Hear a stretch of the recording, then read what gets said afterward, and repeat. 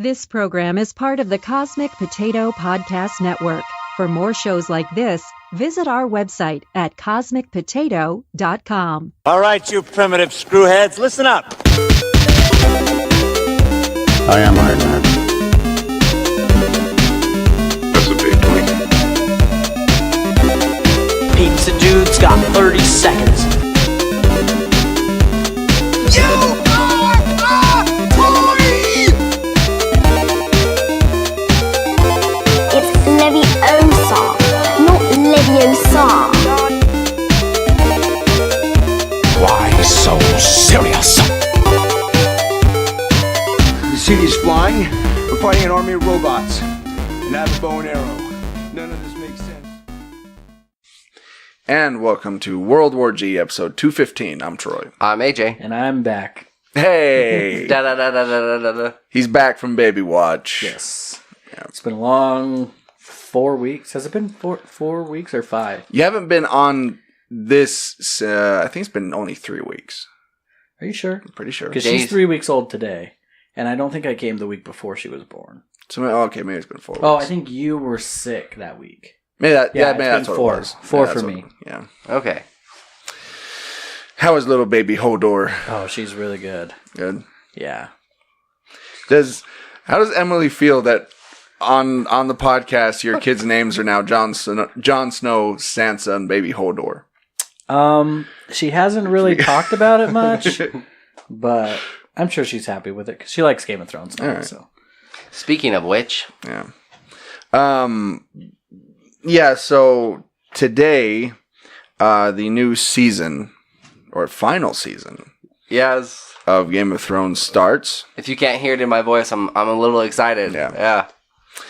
It's been what, 2 years? Just about, yeah. 1 week, 7 hours, whatnot. Just 14 seconds. They do actually have a countdown for it as well. I'm sure they do. No, there's an app for that. So what I thought we'd do is kind of a little recap here of Game of Thrones, which characters are still alive in season 8. Now, we're not going to go through every single character because there's like hundreds in this show. But just kind of the main people. The ones we're rooting for. Yeah, so just a heads up, this could be potentially spoilery. Yeah. But like we said, it's been 2 years since the last season, so if you're not caught up by now... It's your own dang fault. Exactly. Couldn't have said it better myself. Okay. So this is House Stark characters who are still alive in Game of Thrones Season 8. Jon Snow, of course. Yeah. Arguably the main character of the show. Yeah, more or less. I would go with Tyrion on that one. But Tyrion's the main character? He's been in like every single episode. Hasn't That's also true. Daenerys? No, there's been... No, I think there have been a few... I don't know if Tyrion's been in every single episode. He's been in a lot. But there are some episodes that focus on a single character and don't show anybody else. Right. Mm-hmm. But those are few and far between. But, like, I'm just thinking the focus of the show is probably on Jon Snow. Especially considering the stuff you learn in the last episode of the 7th season. Very true. About his parentage and things like that. Yeah. So, all right. Yeah, you can't kill off the main character. As Game of Thrones is like, hold my drink. Hold my beer. Bran. Bran, still alive. Also, the Stark sisters, Sansa and Arya, both still alive. I mean, they killed off quite a few at the beginning, and then they just kind of like steered clear of them because they got scattered amongst everybody else. I think they're waiting for this final season to off a few people. Yeah. Also, we got Samwell Tarly. He's off studying in the library. Okay. This one's Gilly. Gilly, like Jiff. I was going to say Gilly. Because I don't say Jiff like some moron. Anyway. Davos Seaworth. Traveling back to Winterfell as Jon's new right-hand man and strategist for the Great War. Bran of Tarth, still alive. Podrick Payne, it's hard to say, Podrick Payne. Again, I'm not sure who these people are. Yeah. Because it's been a minute since I watched the show, but Lyanna Mormont, Robin Aaron, Gendry, Mm-hmm. Tormund and Beric, and Ghost. Dun, dun, dun. I guess the direwolf. Yes. So that's House Stark and everybody associated with him. House Targaryen characters who are still alive. Obviously, we have Daenerys. So her two dragons, Rhaegal and Drogon, still alive for the moment. Technically, her third is still alive. It's just playing for the other team. Yeah. Jorah Mormont, Grey Worm, Missandei. All right. Lord Varys, Sandor Clegane, aka the Hound. Dun dun dun. Dario Naharis, and Melisandre. All right. So now let's move on to House Lannister characters who are still alive. Obviously, is the current ruler of the Seven Kingdoms, Cersei, still alive. Her incestual brother Jaime, still alive. Ugh. Yeah. Yeah. We still have Gregor Clegane. Of course, he's kind of alive, right? He died and then they brought him back. Yeah. Kind of zombie-ish. Monster. Yeah. You also have, how do you say that? Qyburn. All right. Serving his hand to the queen. Obviously, Tyrion. Still alive. But he's technically, like, he's one of the Lannisters, but he's on the side of Daenerys. Right. Mm-hmm. So, now I move on to House Greyjoy. Character is still alive from there. You have, who's that? Euron. Theon and Yara. Sorry, the way they do this is not an actual list. They just kind of throw in, like, they do a paragraph and highlight paragraphs. Yeah. But this one, their names aren't. Pledge allegiance to Theron and Yara. So I think that's pretty much it for them. Mm-hmm. Yeah. Okay. All right. So there you go. So those are the characters, main quote-unquote characters that are still alive. They've kind of whittled them down, but it's interesting because they've given them the most time for this season, but this season has only got 6 episodes. Right. And isn't each episode like an hour and a half long or something like that? Yeah. They're like pretty much movie episodes. Yeah. And cinematically and visually, like from what I've seen, like they've got the budget of a movie. Right. So predictions on 2 predictions that I want from you guys as you're all caught up.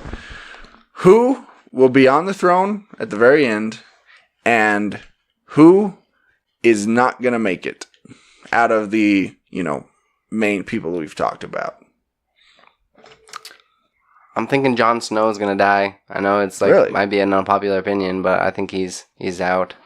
I think you're right, because it's not obvious that he'll die. Right. And as far as who will sit on the Iron Throne, Yeah. When all is said and done. I'm thinking Tyrion. Really? I think Interesting. Tyrion will end up being I could see the that. ruler of the 7 Kingdoms. Interesting. Yeah. So is that who you're saying, or you have somebody else in mind?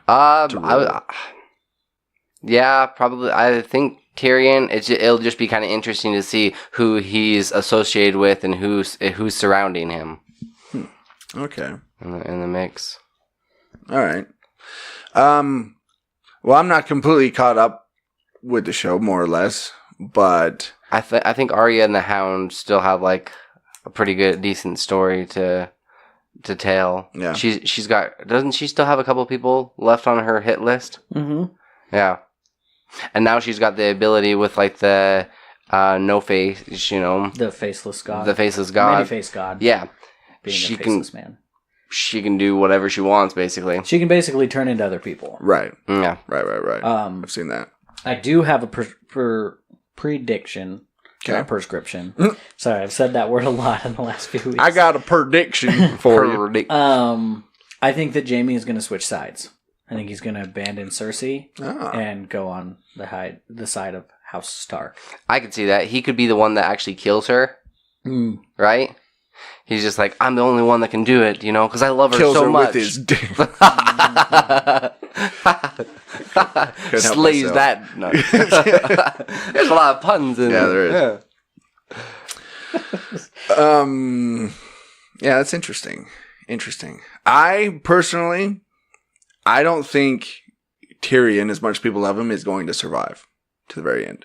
Now, I think he'll probably die in, say, like the last episode, but I don't think he's going to survive. Really? Now, as far as who'll end up on the throne at the end, and this is just from what I've pieced together Yeah. in my somewhat limited knowledge of the show, I think there's going to be a little bit of a time jump at the end, and the person who is actually going to be on the throne is the child of Jon Snow and Daenerys. Okay. I think all of House Stark is going to be wiped out eventually. That's just my Or maybe prediction. all the houses. All the houses. What? I was going to say something.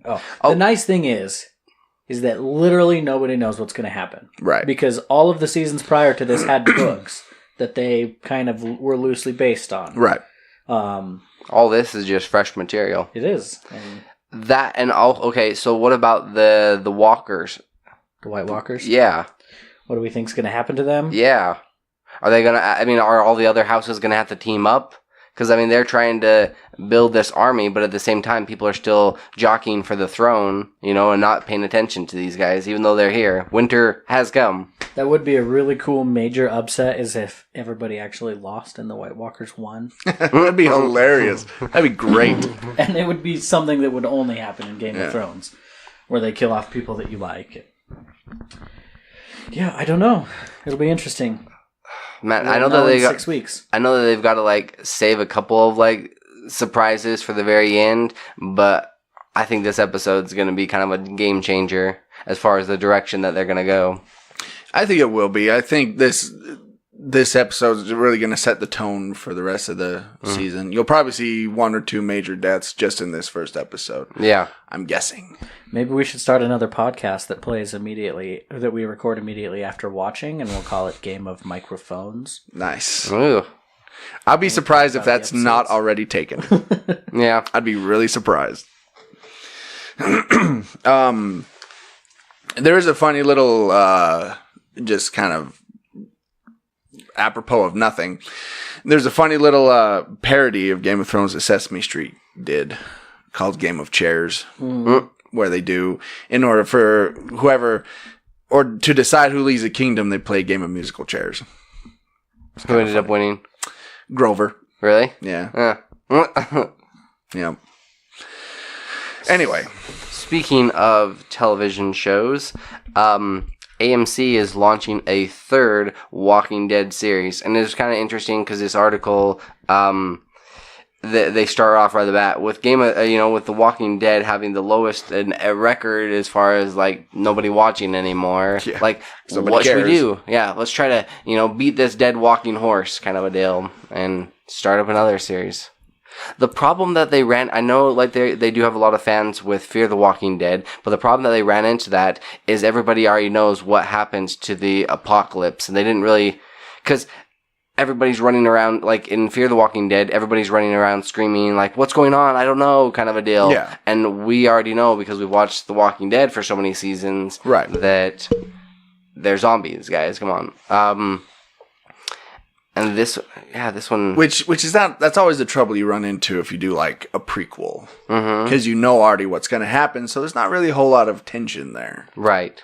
And you know that when someone dies not of a zombie bite, they're going to come back. Right. So it kind of gets rid of that element too. Where before you weren't sure because you don't know what kind of zombies they technically are or what's causing it.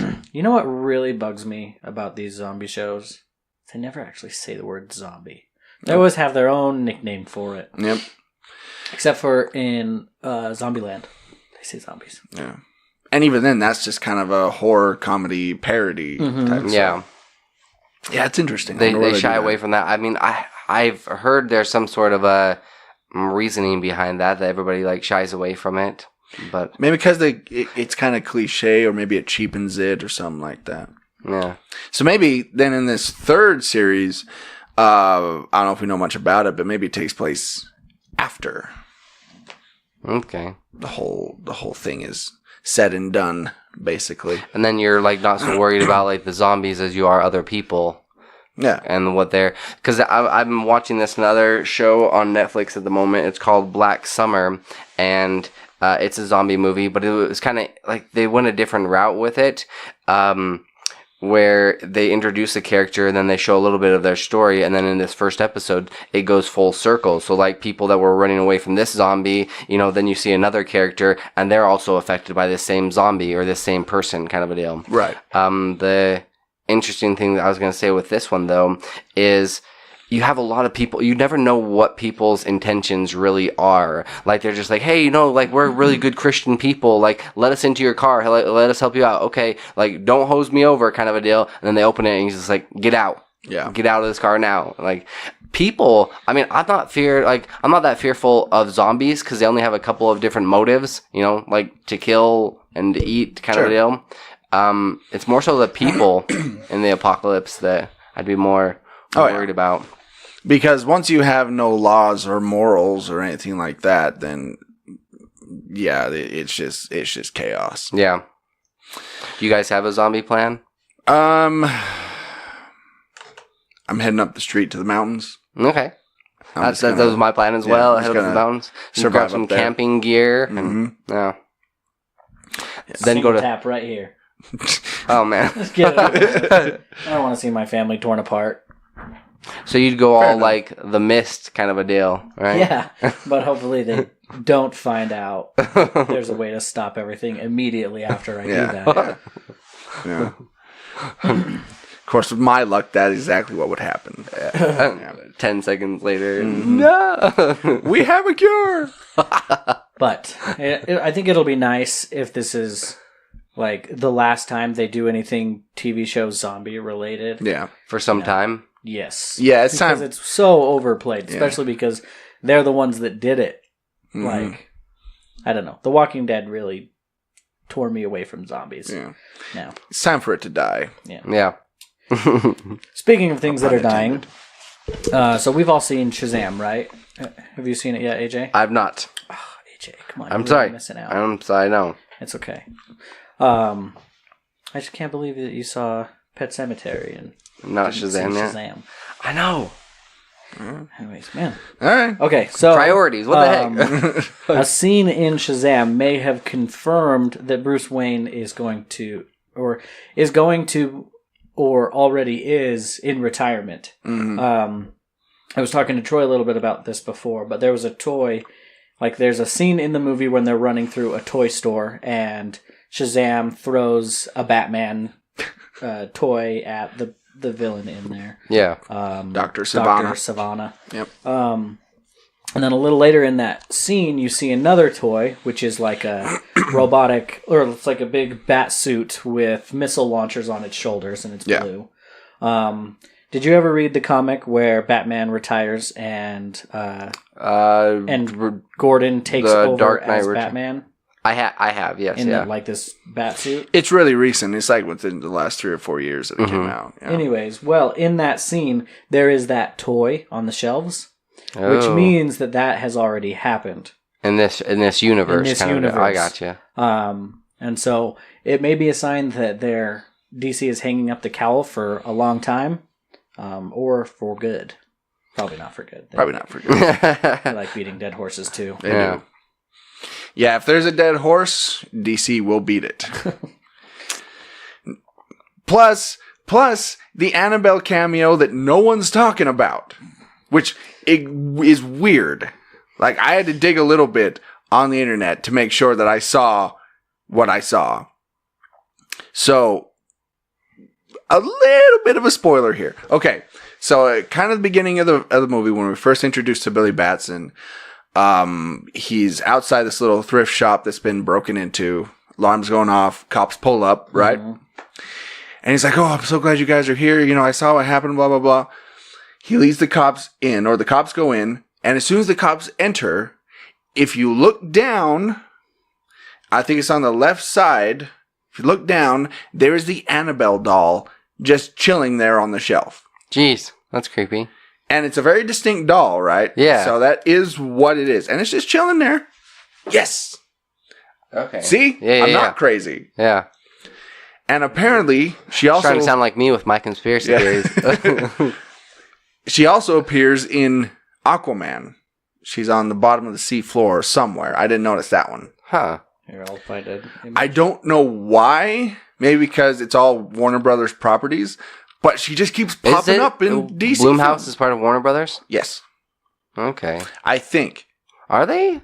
I thought they were kind of there, because originally it was like Paranormal Activities and the guys from Saw got together to create Blumhouse. If I'm not mistaken, Blumhouse is a part of a larger movie studio. Okay, yeah. So I found that scene as well, and it's as soon as he gets taken underwater with the redhead chick, and then they get her ship out of the storage container. Yes. She's sitting on the ocean floor right there. Oh, right there. What's this? Okay. Okay. See? She's in there. Because I just watched this movie yesterday. For some strange reason, they've been throwing Annabelle into DC films. Yeah. And no one's talking about it. That'd be great if they were in the same universe. I mean, obviously they are. Yeah. But that'd be awesome. Ooh, and she's the next villain. Shazam versus Annabelle. Shazam v. Annabelle. Oh, goodness. Fight wouldn't last too long, I don't think. That would definitely kill DC as a company Yes, if they it made would. a movie like that. Yes, it would. That would be the final straw, kind of a deal. I want to see Chucky v. Annabelle. Who would win in that? I would say Chucky. Really? So. I'm thinking Annabelle, because Annabelle's able to control stuff around the room. Yeah, but it's Chucky's just himself. That's true, but it's not the doll itself. It's the demon attached to the doll. That's right. That's doing stuff, right? Yeah. Right. Yeah, so Chucky would have problems. Because you can't really fight you can't stab a demon. Yeah. Right? Yeah. As far as I know. You could hurt its feelings, though. true. Chucky's really good at that. Start belittling it. Can make the demon feel bad about itself. You hurt my feel bad. Body shame the demon. Monsters Inc. Speaking of, wait, right? Nope. I jumped the gun. It's it's the sex cult. Oh, you're absolutely right. We We go off both on did that same thing. Yeah, we go off on these different like tangents and stuff, and it's like, oh yeah, this is what we're talking about. Yeah, You know, the sex thing. So I'm going to read this verbatim because whoever wrote this, I don't know if they're paid by the word. Yeah, but it's really interesting how they wrote this. So. Terry Allison Mack pleaded guilty to 2 federal counts Monday in the NXIVM sex cult case, or NXIVM. I'm not sure how they say that. So then they give her a quote. Then, here's what I want to read. Mack attended court in dark relaxed fit pants and a creamy mock neck sweater. She kept her hair in a bun and sported leopard sneakers, as she had at her last court proceeding. I feel like I'm there. Her casual dress stood in dark contrast to the gravity of the situation, as she faces up to 20 years in federal prison on each count. At the beginning of her recollection, Mack explained in part what drew her to, I think it's NXIVM. Many of the members were, quote, wonderful people, and some of whom I now realize were not. Oh, geez. That's her defense? Yeah, and it just kind of goes on and on like that. But it's... Anyway, the author was so weird in the way he wrote that. But if you don't know, Allison Mack, who was in Smallville, I think she played Chloe? Chloe Sullivan? Yeah, Chloe Sullivan. And her Wall of Weird, you know the character. Mm-hmm. Yeah, she's a part of the Wall of Weird. Yes, she is. She was involved in some sex cult that had to do with basically kidnapping, extortion, and rape and all kinds of nonsense, and branding like women. Oh, geez. And with like actual like hot irons and stuff, and it was crazy. So it's possible and probably more probable that she'll be spending a lot of time in prison. Yeah. 40 years, it seems. Yeah. Because she pled guilty, and each count is 20 years. It's true. On good behavior, perhaps it's reduced, but still, like, 30. Maybe she'll share a cell with Lori Loughlin.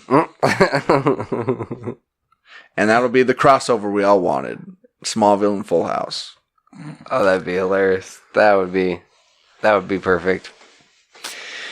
Yeah. Monsters, Inc.? Yes. A much happier, cheerful subject. We have a Monsters, Inc. story? Yeah. Oh. It's getting a TV show with the original cast returning and a few new surprises.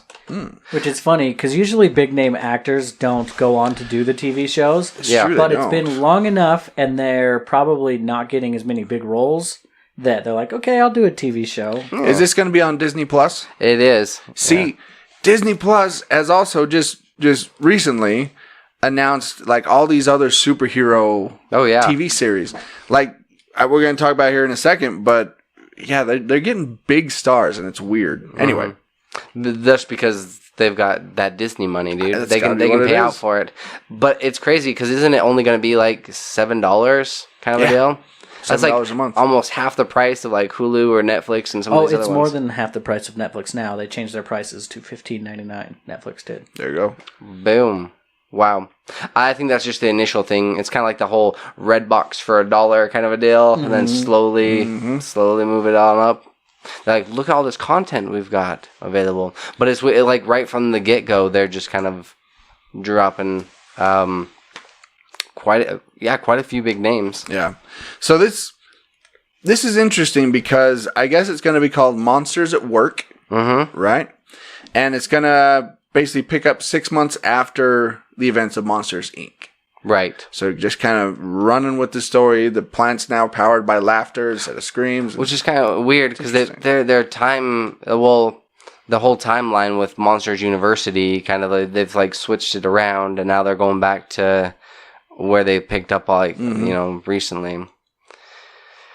I don't know if there's much in that universe that I'd care to see, though. I mean, I know it'll be cool to see kind of nostalgic stuff and to see the cast return back, but at the same time, I don't know. I can't think of anything else that they really need to tell. What I would like to see is kind of a fusion between the screams and the laughing. Is the monsters and humankind, they all interact with each other. They're getting along, right? And the monsters set up haunted houses and comedy clubs. And that's how they get their electricity. Okay. It's interesting. So they have the best of both worlds kind of a deal? There's other sounds that could power it, but those are not for little ears. Right. Don't want to do that. They open up sex shops or something. Hey, some of those monsters, they have like 8-9 arms. There's some fantasies that could be played out. Go behind this door right here. You remember Roz? She was hot. Anyway, speaking of Disney Plus and getting the big stars, Hawkeye series starring Jeremy Renner in development at Disney Plus, which I think is really cool. I think it's cool too. You never see a live action TV from a movie, like a live action TV show that comes from a movie with the main star. Yeah. And that's not the only one. They're also going to do a Falcon and Winter Soldier series starring Sebastian Stan and my mind went blank. The guy who plays Falcon. What the heck is his name? Oh, and I feel stupid. They're also going to do a Loki series starring Tom Hiddleston, and they're going to do a Scarlet Witch and Vision series starring Paul Bettany and Elizabeth Olsen. Do you think these are just going to be like 6-episode installments kind of a deal, Maybe. or? That's probably what they'll have to do. Shorter seasons, longer episodes. Yeah. To make it seem more like movies, and then they get more done. Yeah. So I think it's interesting. They must just be throwing just bags of cash at these actors. Yeah, to actually get them to come back and do TV. Because it does seem, it's weird, but like TV's almost like, or is on par with these movies, some of these movies, with the amount of budget and the team that goes into making these things. And maybe they're just capitalizing on the fact that Game of Thrones is going to be over. And then these people are going to need new shows to watch. That could be. It's like, hey, come over here. Well, okay, is this gearing up for anything? Are they going to do something similar to what Netflix did with the Defenders? With all these teams? You know what I mean? Well, they already did that, and it's called The Avengers. Right, that's what I'm thinking. I'm like, is there another kind of a branch off? Not really. Where all these guys have gotten together? Because they could do a crossover easy. They could, yeah, and they probably will. There are so many things that could make this successful. Like this Hawkeye one. If they had Thor come on every now and then, or any of the other Avengers, like, they could be really big. Yeah. If they happen to survive, Well, we know at least the B-level characters will. That's right. And yeah, if these aren't prequels, Thor there at the B level. If these aren't prequels, we know Hawkeye survives. Yeah. We know, Loki. Black Widow. Right? She still got a movie. Yeah, she's got a movie coming. Yeah. And we know Winter Soldier and Falcon survive. Vision and Scarlet Witch. So, I don't know. I would have saved this news for after Endgame, but that's just me. Yeah. I also would have saved the trailer for Spider-Man after Endgame. And Disney released their trailer for Star Wars kind of at a random time. Not according to my Facebook memories. Really? This was the same time they released the other 2 trailers as well, around this same time in April. I don't know why. Yeah. Also, I think that Far From Home might take place before Endgame, or before Infinity War. See, that's what people are saying, but I don't know. I don't know. When does Far From Home come out? Does it come out this year? It does. Come out this so year. probably in the summer, June or July. Okay, speaking of random trailers being released at certain times. Okay, did you guys see with the Joaquin Phoenix trailer, the Joker was released on Heath Ledger's birthday? Oh, was it? Yeah. Oh, I didn't know that. Yeah, they either a nice homage or a slap in the face. Right? Well, and that was the other thing that they were talking about as well, is because there was something else that they kind of like poked fun at. It's because of Joaquin Phoenix, his character, the Joker. It's Arnold Fleck, something. Arthur Fleck. Arthur Fleck, thank you. So A Fleck, Ben Affleck, kind of a deal. They're not sure if they're like slapping, that's another slap to the face. And people are getting on the bandwagon and being like, hey, we don't want this, or like, that's kind of, you got to like honor these people that came before you, kind of a deal. But I don't know. Yeah, I don't think this movie has any intention of honoring anything. Yeah. Definitely going to see it. Oh, yeah, me too.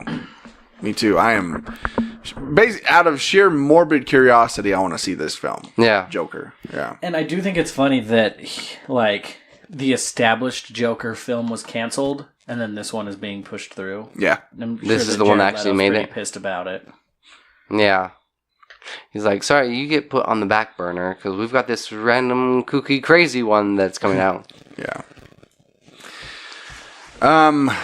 Yeah, anyway.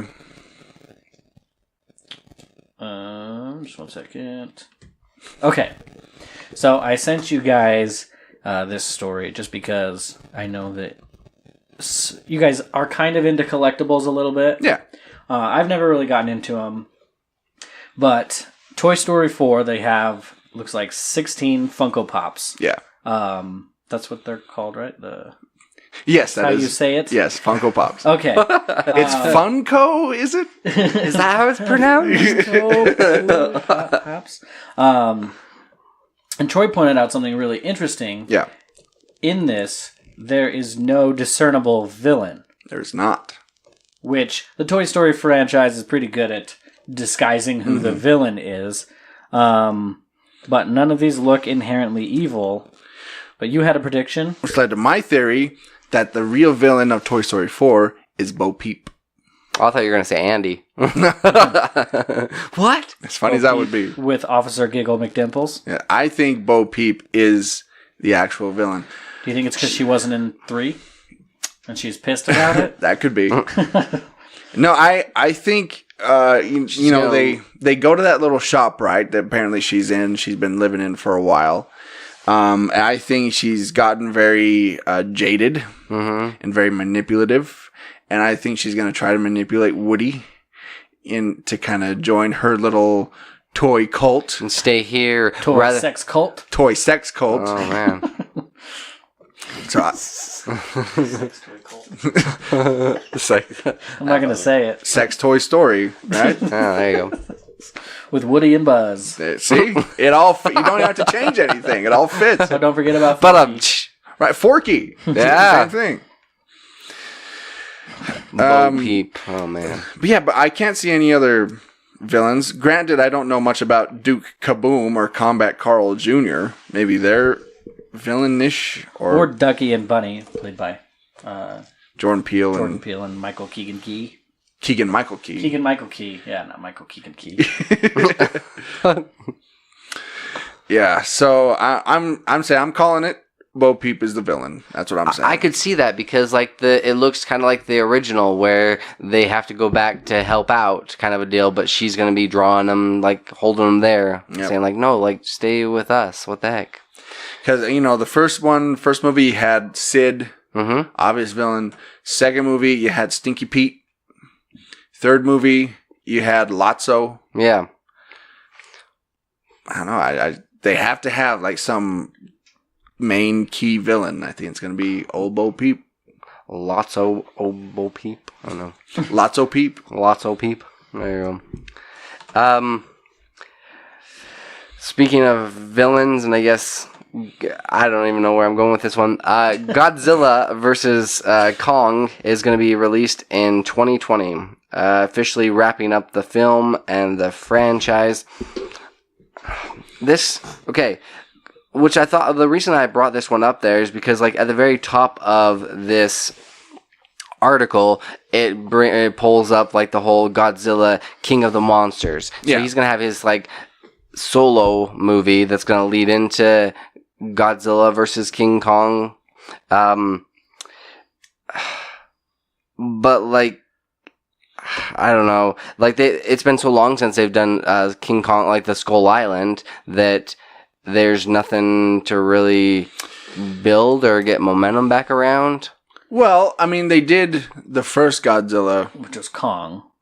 Or are you talking about the original Godzilla? No, the Godzilla that briefly had Bryan Cranston in it.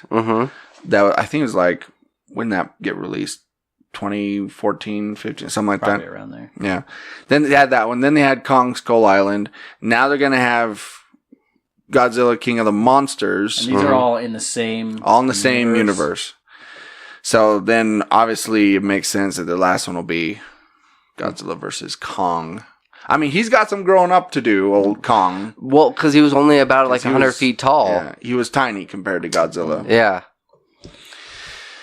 I think that because you seen like in the movie like his parents how much bigger they were, you know, so he's got like some growing to do. Any predictions as far as who's actually gonna end up on top? Probably Godzilla. He seems to be more popular at the moment. Yeah. Or maybe they'll just kill each other. And that'll be that. Yeah, that'll be the death of the whole franchise. Until they reboot it in a couple years. Right. Yeah. It's kind of how it goes.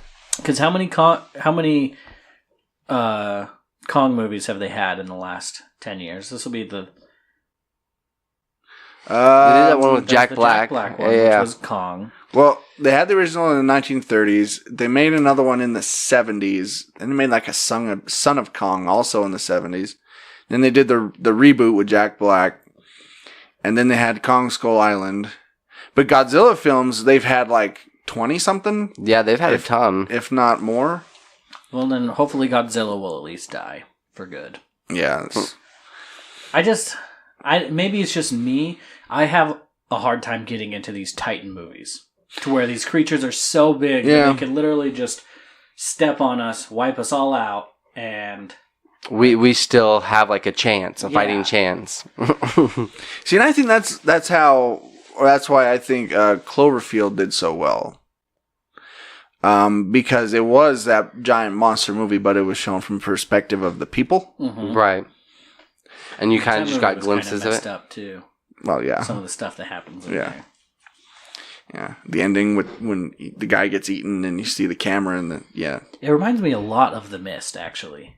That whole entire movie. I don't know why. Because it's got that whole Cthulhu-esque feel to it, perhaps, a little bit. Like, no matter what you do, like, something's gonna happen. This impending doom is just going to wipe it all out.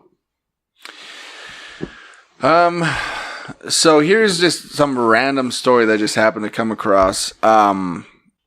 Robert Englund, who you'll know as Freddy Krueger, is going to be hosting a new series from the Travel Channel that's going to be called Shadows of History. The show will start with 6 episodes where England will investigate, quote, frightening, odd, and creepy American newspaper stories. In each episode, England will attempt to discover the truth behind the stories with the help of historians and scholars. This has a lot of potential as long as they know when to call it quits. You know, similar to like, well, I know this is different, but like Supernatural, you know, like know that it's only got a couple of seasons rather than like stretching it out and trying to make something that's not even there. Like once you're out of those stories, just kind of call it quits.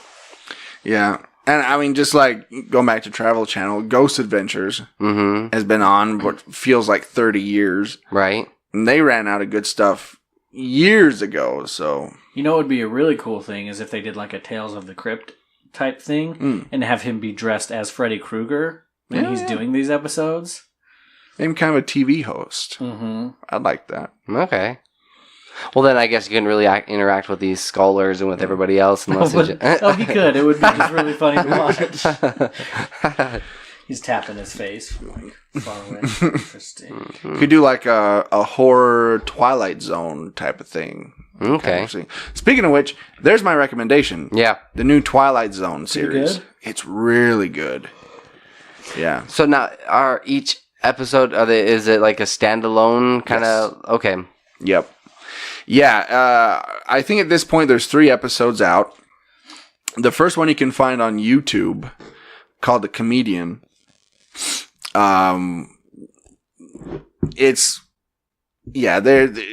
It takes the classic Twilight Zone story and kind of, you know, how things are kind of normal, then everything gets weird, and then there's like that twist ending. Yeah. It does that, but it brings them into the modern times. Okay. Which is really interesting. It's really cool. I've really enjoyed the first 2 episodes. Does it still have the feel of the old Twilight Zone episodes?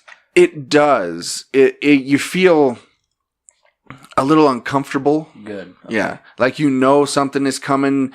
Maybe things feel a little off. And yeah. But, I mean, there's a lot of big stars. Like the first one, The Comedian, stars Kumail Nanjiani. Oh, wow. As the comedian. The second one, Terror at 30,000 Feet, stars Adam Scott. That one's actually really interesting because it's kind of a remake of the classic episode Terror at 20,000 Feet. That had William Shatner and the gremlin on the wing. And yeah. But it's kind of an updated version of that where Adam Scott, when he gets on the plane, and I'm not going to give you any spoilers, but he finds this weird-looking MP3 player, and so he starts to play it, and it's a podcast about this plane accident. Kind of a mystery thing, but it's about the plane he's currently on. Oh, wow. So it's really good. If you haven't, go check them out. Now they're doing this like their own paid subscription kind of a deal, right? Yeah, it's on CBS. All Access. Okay. Yeah. There are so many out there. I know, you might as well get cable again. Yeah. Of course, or you can find it other places. I just wish it could be played on my TV.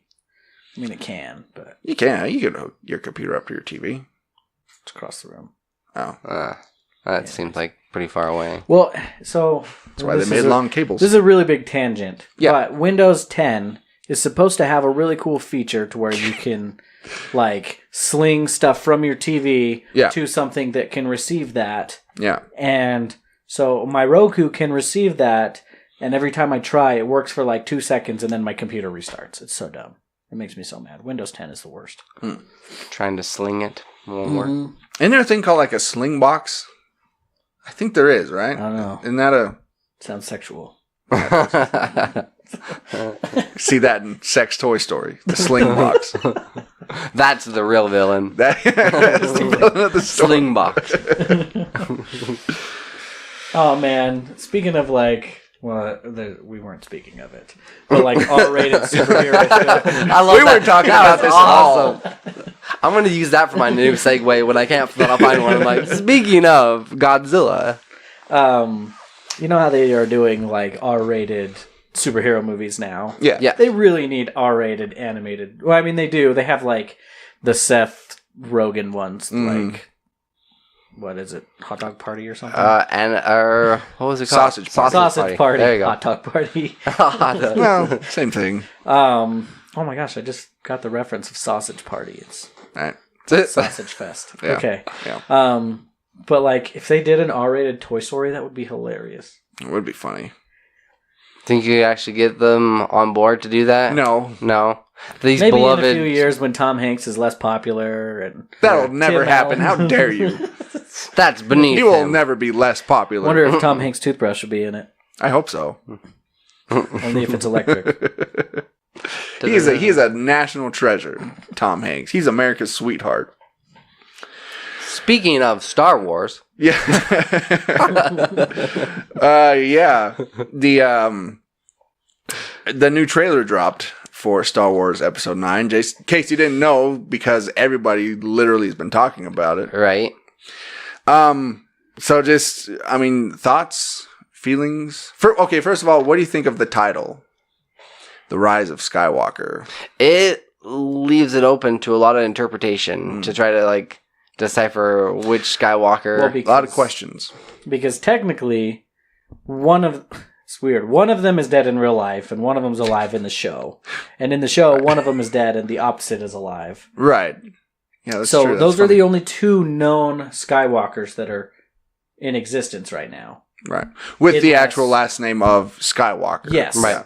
Unless there's someone hiding behind the scenes or has yet to be revealed to be a Skywalker, which everyone in the beginning speculated that Rey was related to. Right. Well, actually, Kylo Ren is He's a Solo. Oh, yeah. And Which technically a Skywalker, too. Technically a Skywalker. Yeah. He's half Skywalker, half Solo. Yeah. What if he turns out to be the good guy at the end? And I really hope not, because I've really invested in Rey. I really like that character. Yeah. You're going to pull a Game of Thrones on you. I hope they do. I'd be so mad. If they kill her off, I'd be so mad. Okay, well, what about the laugh at the end of the trailer? Palpatine.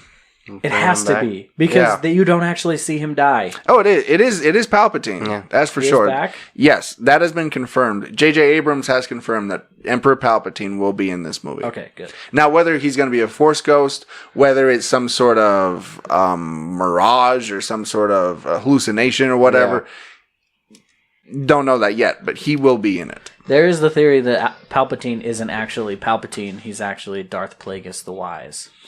Yeah, there is that.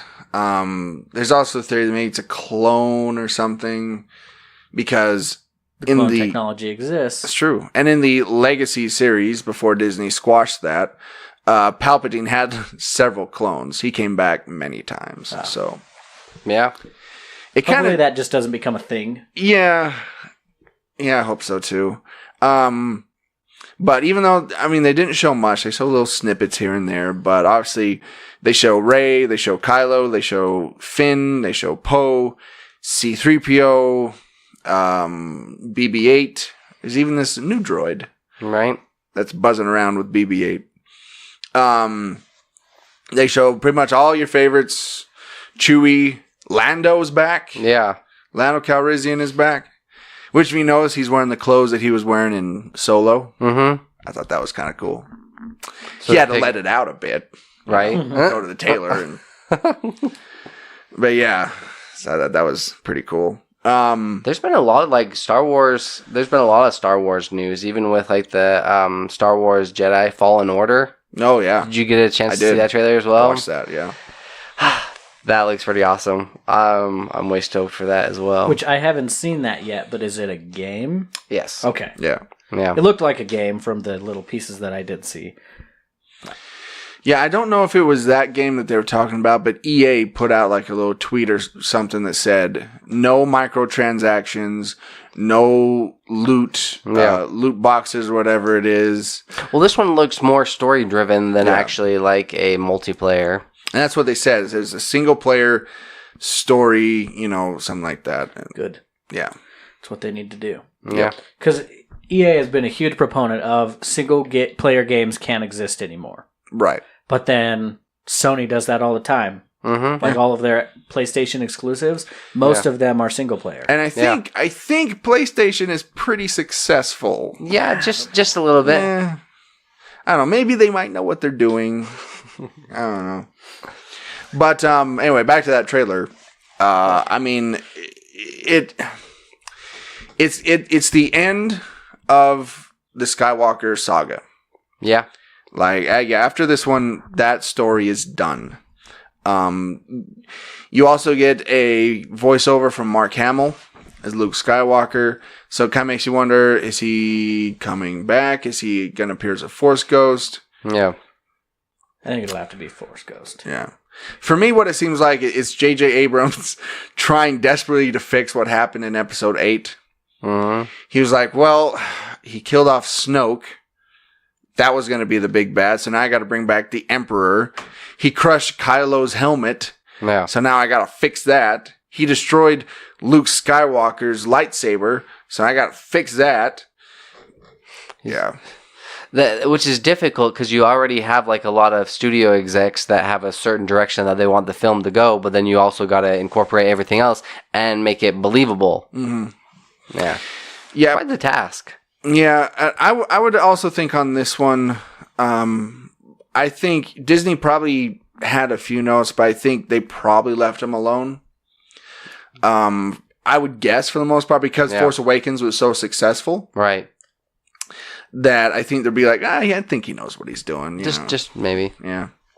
But he said he's going to incorporate pretty much all the films into this one. It's just going to be like one big Star Wars orgy. Massive. Fest. Yeah. Hot dog party. Yep. One big Star Wars hot dog party. I'm excited for this film. Me too. But what I'm really excited for is to see where they start the next movies.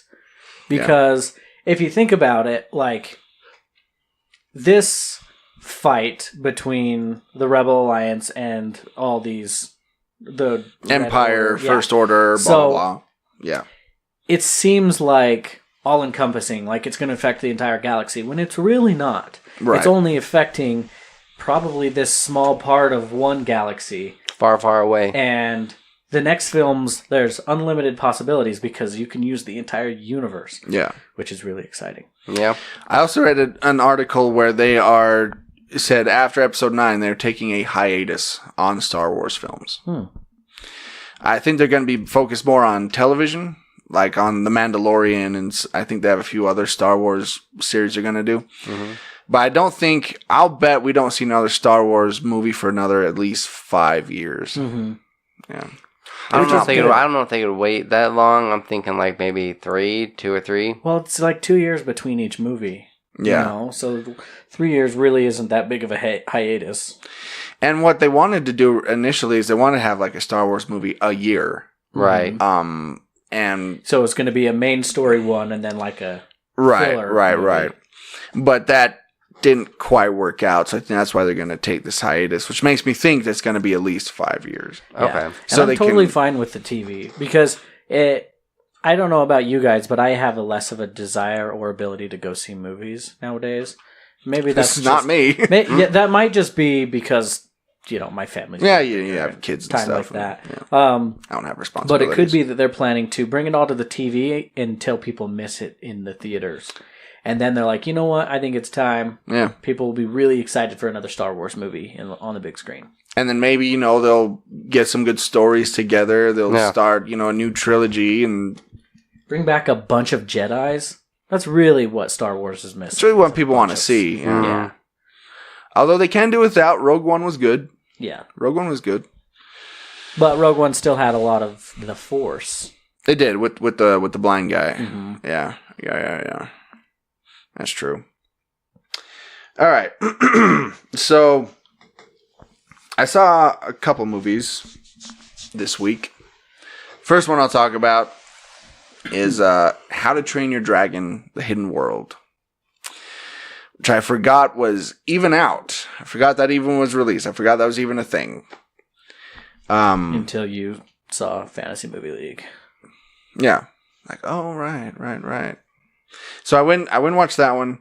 This is obviously the continuation. I think this is the final movie in the How to Train Your Dragon series. And we see that Hiccup has made it so these Vikings and dragons are now living peacefully, coexisting. It's kind of a nice symbiotic relationship they got going on. Until this new threat comes around and he wants to kill all the dragons. And so they have to basically find a new place to live. And they heard of this tale of this hidden world where the dragons can live peacefully without mankind interfering, obviously because it's hidden. This is very reminiscent of Monster World Hunter kind of a deal. Yeah, you've seen the story before. Yeah. So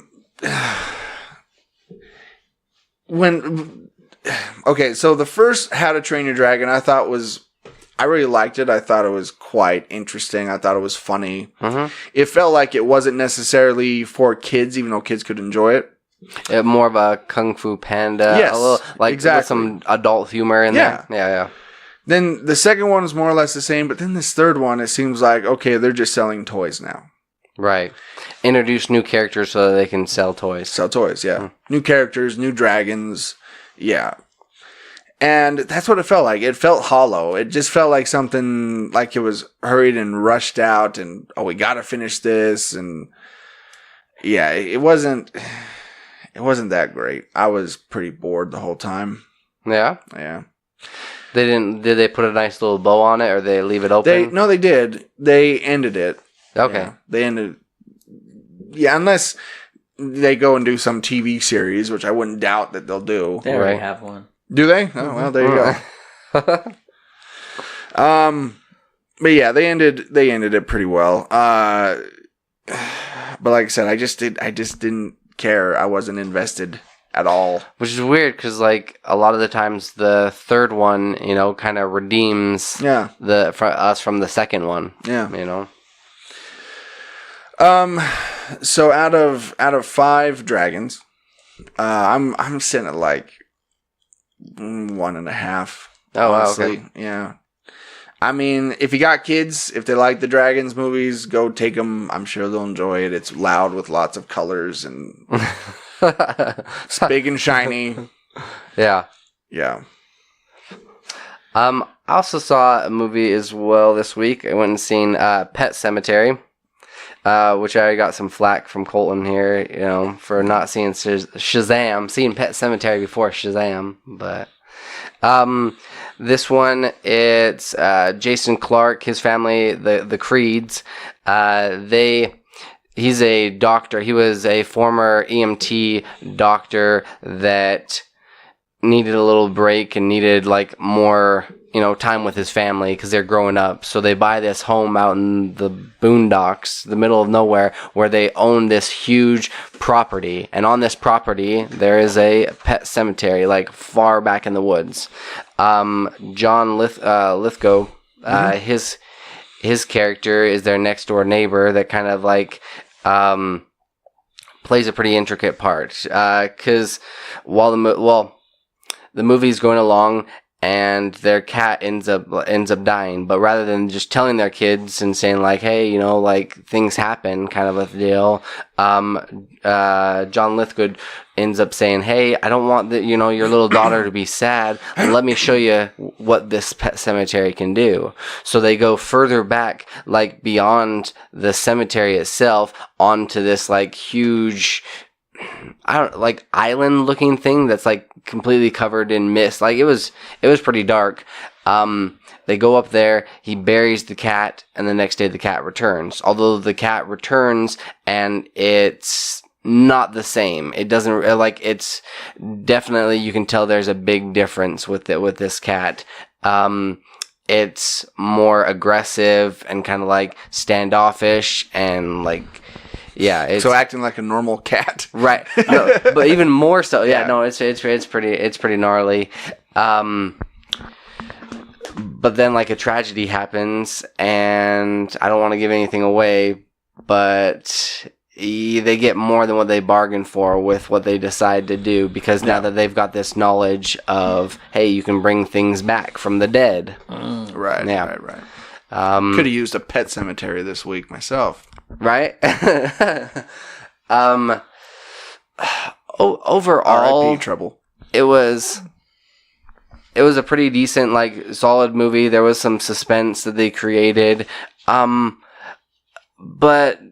the enemy or the threat, like, that's caused this family, it didn't seem like it was all that menacing. The rest of the cast, like, they did a pretty good job, like, as a supporting role.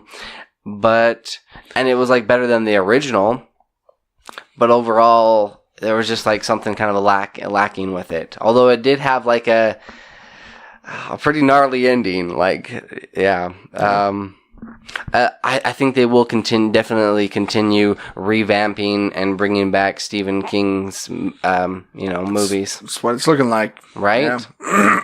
They'll do one a year until people are sick of it. Then they'll take a hiatus. Yeah, go to TV for a little bit. I learned something interesting about Stephen King. When he writes, he doesn't outline a story and then fill in the pieces. He literally just starts writing until he's done. Really? Like, he doesn't plan ahead. He's just like, I'm going to see where my mind takes me. And that's probably why a lot of his movies are so messed up sometimes. He's like, the audience doesn't know, and I don't know where we're going. That's why the twists work, because no one ever sees it. Like, no one ever sees the twists coming, because he doesn't either. He doesn't know what it is until he writes it. I think he needs to kind of like, because I was looking at it, and he's done so many movies. Like, they've had so many books and so many movies. Yeah. It's ridiculous. Like, it's crazy. Yeah, some you don't even realize were adapted from stuff he's written. Yeah, 1408, and some of those other ones. Yeah. That's a really good one. I like that one. Right? I would say on this one, out of 5, we'll just go with like, out of 5 tombstones or headstones, I'm probably sitting at about like a 2, a pretty solid 2. Okay. Yeah. It ended well, which kind of like redeemed a little bit of the middle, but not enough to really do much. All right. Yeah.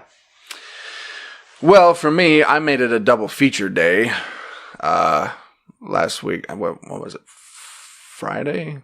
Thursday. Okay. Yeah, I made it a double feature day. And the second movie I saw was Hellboy. This is a reboot of the Dark Horse Del Toro movies, yeah. So, if you don't know Hellboy, he was basically brought from hell by the Nazis and was adopted by this scientist who kind of took him in and raised him as his son, and now he fights evil beings. Yeah. It's pretty much him in a nutshell. It's like they're like the MI6 creatures, right? You're like, because they fly under the radar for the most part, but when they need the assistance, they enlist these guys. And I'll say this, because there were obviously the 2 prior movies before this with Ron Perlman, and they should have stopped there. Yeah. Because this one ain't great. Wow. It felt like just a step above like a movie on Sci-Fi on the Sci-Fi Network. Seriously. Yeah. Like just barely a step above that. But the premise of this movie is, if I can remember it, because it goes in a lot of different directions. They don't even know. They just like start making a movie and don't realize know where the ending's going to be. It is. I'm honestly trying to remember the plot of this film. That's not a good sign. It's not good. No. I know Hellboy's there. Okay. And he. Okay. I remember. It starts out. There's this lady called the Blood Queen. Mm-hmm. And she ends up getting killed-ish by King Arthur, who cuts her up into pieces with Excalibur, puts her in boxes, and then scatters the boxes around the country. So, there is this evil pig monster that wants to try and bring her back so that she can turn him back human or back, I don't know. There's a whole subplot with fairies and giants. It's really weird. What the what? Yeah, it's really weird. Plus you get this guy that can turn into a cheetah monster, and then you get this psychic kid. It is all over the place. Plus Hellboy gets pulled into another dimension with Baba Yaga. This German evil woman thing. Or Russian, I don't remember which one it was. Anyway, as you can tell, this movie is freaking scattered, and there's hardly a plot, and the performances are not great. David Harbour as Hellboy is okay, but he goes from 1 to 11 real quick. Like, he is either talking softly or he is yelling at the top of his lungs. There is no in between. And it gets real annoying real fast.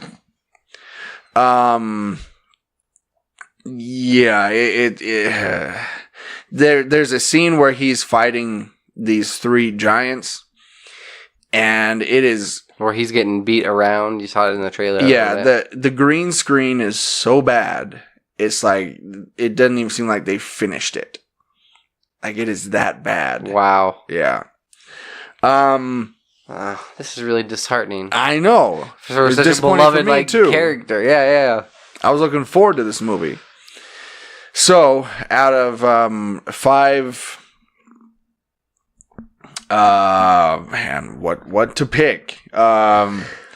So many crazy things I could pick. Green screens. Out of 5 severed body parts. Oh, that's another thing. Oh. It's very violent just to be violent. Just to show they can be violent, and it's rated R, so let's everybody throw in the F word in every scene, and let's have people getting ripped apart, and because it's rated R and we can do that. I'm okay with violence just as long as it has a purpose. If it serves the story pretty well. No violence for violence sake. Exactly. So out of 5 severed body parts, I'm like 1. Dang. Wow. Yeah. I fell asleep. Which body part? Yeah. The thumbs. Yes. And they're pointed down. Yeah. Oh. Yeah, I fell asleep during it. Oh, geez. Which is why I gave How to Train Your Dragon 1.5, because I didn't fall asleep during that one. Okay. So that was one redeeming quality to it. Yeah, it was bad. Don't bother. Don't bother. I wish I hadn't done that. I wish I would have saved my money. Just wait until Endgame comes out and go see that. Like 4 or 5 times. Yes. Well, go see Shazam. Yes. Then go see Endgame. I'll do that. I'll do that. That's what happens, I guess, when you take a supporting TV actor and you put him as a lead movie actor. Yeah. Yeah. Because before Stranger Things, I'd never heard of David Harbour. Had anybody? I thought that they they like cast people except for Winona Ryder that weren't actual celebrities on purpose. Yeah, I think he had done a few things before that, but nothing really. Well, the kids did a great job in it. From that one kid did. Yeah, but he's also just a phenomenal actor. I think all those kids are really great. Yeah. Speaking of that, he's in Shazam. He plays his little buddy, one of the kids from It. He's really good. See, so that's the thing, is you got to go, rather than going directly to be the star and the lead role, play a supporting cast for a little bit, or with a group of like other talented actors and actresses. Oh, and so I've already alluded to this earlier in the episode. I did see Shazam. Yes. Which I don't have anything to add to it that you didn't already say last week. Super awesome movie. Definitely my favorite DC movie for sure. Beating out Wonder Woman as well? Yes. Because this movie didn't have an agenda. Okay. That also plays into my calculations for favorite movies. And then I did watch Aquaman. I watched it yesterday, which I was skeptical going in, but I did enjoy it. I have issues with green screens and having everything be CGI as well. And they did it in really unnecessary parts. Like when they were jumping off of the cliff into the ocean, that whole thing was CGI. It's like, you can find a cliff. Yeah, you can jump off it. And when they were on the boat going out to go to the trench, like that was all CGI too. Didn't it seem a little bit like it was like Aquaman and then all of a sudden Indiana Jones and it was some weird adventure. And they were really pegging on those statues like remaining standing after eons. Where you put the bottle in the thing. It's like you didn't realize the only statue that's looking out into the ocean might be the one that you want to put the bottle in into his hand. Like the rest were like facing brick walls and stuff. Yeah. But anyways, those are just my two. This is no national treasure here. Both really good. I won't give them a rating because they don't need it at this point, but... Yeah. Hopefully they just continue that trend moving on. Right? It is nice that the DC movies are just gradually getting better. Yes. About the time that Marvel stops making movies. Okay. Speaking of movies. Yes. We are right smack dab in the middle of our March Movie Madness in April competition. This is going really well. Almost literally, because it's the 14th. Yeah. It's going pretty well. We've had some discussions, couple arguments here and there about what movies should go on, what shouldn't. There's been some like interesting like mashups, and like and battles. Yeah, the current battle that's going on now will end here in about 20 minutes, actually. And which one's that? It is Deadpool 2 versus Superman, which Deadpool 2 will probably move on. It's Cinderella Man versus John Wick 2, which John Wick 2 will probably move on. Which, it was like neck and neck for quite some time. For a second, yeah. Yeah. Lego Batman versus Toy Story, which Toy Story will probably move on. Troy's like happy about that. I know, finally. Right? And then Ex Machina versus Back to the Future 2, and Back to the Future 2 will probably move on. That is a great one. And as much as I do like Ex Machina, I'd have to side with Back to the Future on that guy. Well, I was talking to Rick, who had commented on that, and I told him, look, yes, Ex Machina is a great film, but it's hard to beat nostalgia. Yeah. Yeah. You're going up against, pretty big competitor with that. Going up into was arguably one of the greatest trilogies of all time. Well, and it's difficult to separate the other ones, Yeah. Like, and there was some discussion on that as well with the Lord of the Rings franchise. It's difficult to separate these ones. Yeah. Which is funny because both Fellowship and the Two Towers moved on. Yeah. But Return of the King did not. Well, that was the weakest one of the three. Return of the King? Yeah. That one was my favorite. Really? Oh, yeah. What? The Dead Army? Okay. Can't be the Dead Army. The Dead Army at the very end. Speaking of unnecessary, CGI. He has issues with that. But yeah, and our other trilogy, like I said, both Toy Story 3 and 2 didn't make it, but looks like Toy Story 1 will. It's all over the place. It'll be really interesting to see what the next, where it goes, because now we're getting away from, strictly sci-fi against sci-fi, Yeah, but I'm looking down the list here, and we got some interesting battles coming up. Yeah, it's. I will say this: Infinity War is going to be hard to beat. Yeah, it's going to be real hard to beat. I mean, I'm kind of hoping it does get beat because that'd be kind of a cool surprise, right? But at the same time, I'm not holding my breath. Yeah, no. Yeah. So if you want to get in, if you want to vote, it's happening pretty much every day in April. Head to Mark's Movie Madness in April page on Facebook. We also on the World War G page. We also put up the battles on World War G and World War G 2. I also share them on my personal page, so they're everywhere. Yeah. So just search them, you can find it. All right. Well, hold on, one more thing. Yeah. So I've been playing a game that's as old as smartphones, pretty much. Words with Friends. Yes. They have Words with Friends 2 now. And I want to invite any and everybody to play me in Words with Friends 2 because I've been really enjoying it. Okay. I'm playing with John Irons right now. Mm-hmm. So that's been pretty fun. Who's winning? John is. Not by very much. Okay. So. Hey, John is a wordsmith. Yes. Yeah. He's very good with the words. I'm not so much with the words, but John is. Anyways, yeah. Okay. I was gonna say something else. You're not good with words, Troy. And the remembrance. Not good with the words or the remembrance. Oh, I won HQ trivia. Oh yeah, I did see that. That's pretty cool. For how many cents? 46 cents I won. Man, don't spend it all in one place. Off of MCU trivia, which I dominated. How many other winners were there? A lot. A lot, yeah. Because they had to separate, divvy up the money. Was it easy trivia? Like, could pretty much anyone who's familiar with the Marvel movies? Or would you have to be a comic book aficionado? Troy's like, I'm not one to brag. You'd have to at least watch those movies several times. Okay.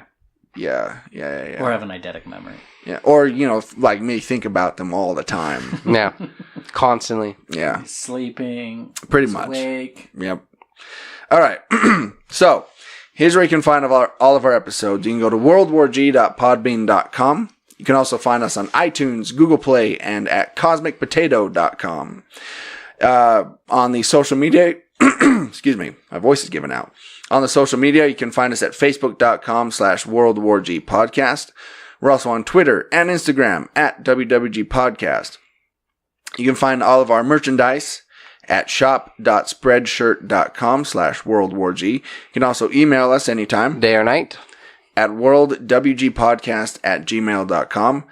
And remember, you can always call or text the show about anything at 385-240-1692. Just leave a message. So, this has been World War G episode 215. That has been AJ. That has been Troy. And you've been the listener. I don't think anybody's going to call and do that. It's been so long, I forgot. I know. Stay geeky, my friends.